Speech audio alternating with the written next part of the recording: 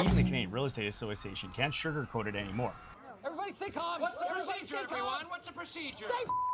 Home sales and prices continue to slide in Canada. Am I gonna lose my job? Hey there, my name is Matthew Pfeiffer, real estate agent in Regina. That's my trusted assistant, Matilda. On this week's episode, we're gonna go through some changes to Realtor.ca that you as a home buyer in Vancouver are gonna very much appreciate. Matilda's got her question of the week from you, the viewers. I'll go through this week's best mortgage interest rates and why I got wrong about the Bank of Canada and interest rates.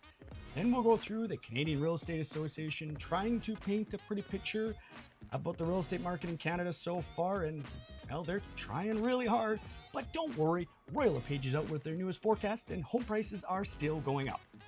Maybe I won't lose my job. Starting off, sold prices are now available on Realtor.ca in Vancouver. If you go on Realtor.ca in Vancouver now, you will see sold prices. And this is a move that the Canadian Real Estate Association is making with Realtor.ca to provide more transparency and information to buyers. And I love it. Now we have even conditional sales marked in Saskatchewan.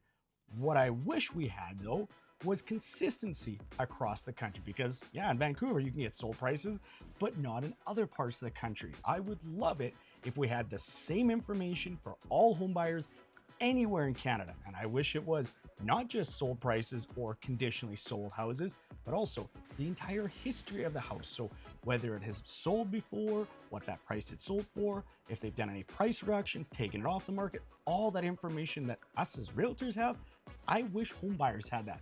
We're long past the days when real estate agents are the gatekeepers, and they shouldn't be the gatekeepers of all the information. Home buyers should have it.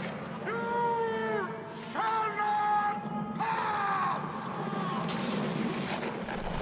Canadian housing demand and prices slide further March, says the Canadian Real Estate Association. This is the Canadian Real Estate Association sugarcoating things, I would say, as good as they possibly can. Let me read you the very first sentence they have in this press release. Canadian home sales fell further on a month-over-month basis once again in March 2025, as rising tariff turmoil and uncertainty is keeping home buyers on the sidelines. Here's the quick highlights from the Canadian Real Estate Association. Sales were down 10% year over year.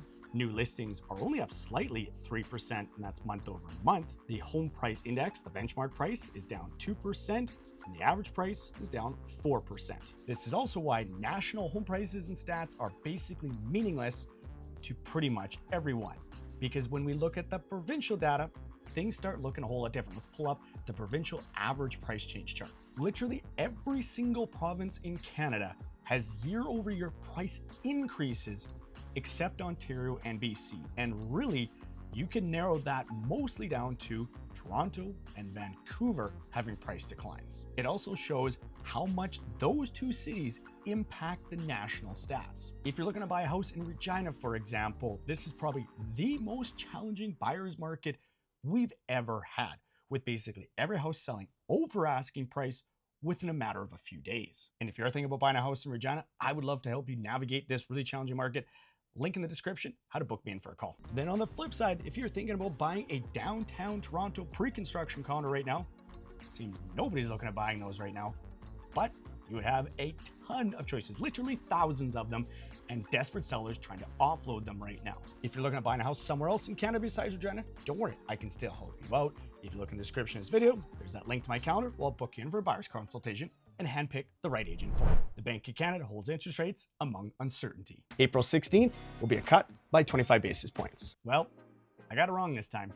I've been on a heck of a run. I got every single Bank of Canada interest rate prediction right last year, and everyone right so far this year. Had to be wrong eventually. But I'm not the only one, as the majority of you that responded to my poll actually expect the Bank of Canada to drop interest rates a quarter point, like I did. But for the 35% of you that said they were gonna hold rates, congratulations, you got this one right. But what I haven't got wrong is another terrible bad dad joke. The other day, I went and bought a thesaurus. When I came home and opened it up, all the pages were blank. There were no words for how angry I was. If you have a terrible joke I can use in the future, put it in the comments below. Is a Buick LeSabre a good car for Regina? And how much are you selling a 2008? No, Matilda. The other question, that's the one you're supposed to read. My bad, bald man. Could this under-asking price movement make its way to Saskatchewan? Unfortunately, No, I don't think we're going to see a ton of houses selling under asking right now in Saskatchewan. But this brings me to a really important lesson. Asking price is not the determiner of value. It's just a number on a piece of paper. Think about it for a second. Let's say the asking price was $100, and to buy the house, you had to pay $200 for it. What a terrible deal. You just paid double the asking price? No, you bought a house for $200. You got a fantastic deal. But this works in reverse as well. Say the asking price was $300,000 and you paid $275,000. Fantastic. You got a great deal. But what if the house was only worth about $250,000? Well, then you probably overpaid. What you want to do instead is educate yourself about the market. Know what's going on in the neighborhood. Understand the comparable sales, what the market conditions are like, how much competition from other buyers are, and all those other types of factors. Use that to determine what's an appropriate fair price for that house. It could be over or under asking price. A tale of two markets, real estate activity trending up in Canada's most affordable regions, treading water in the most expensive. That title is actually pretty accurate to what we're seeing right now in the Canadian real estate market. And Royal LePage does these forecasts every single year, and then they update them each and every quarter. If you want to rewind to the beginning of the year, they were predicting that home prices would end the year up 6.5%. They've revised that down to saying prices will be up 5% at the end of the year. I think they're going to revise this at least one or two more times before the year is out. But let's take a quick look at the individual cities and what Royal LePage is forecasting for these cities. Because let's say, well, some of these I agree with and others not so much. And Royal LePage is still forecasting that every city in Canada, at least the ones they've got in the survey, are going to see home prices increase year over year. They're saying in Montreal, home prices will end the year up 6.5%. That's probably going to be low. They're saying in Toronto, home prices are going to be up 3.5%.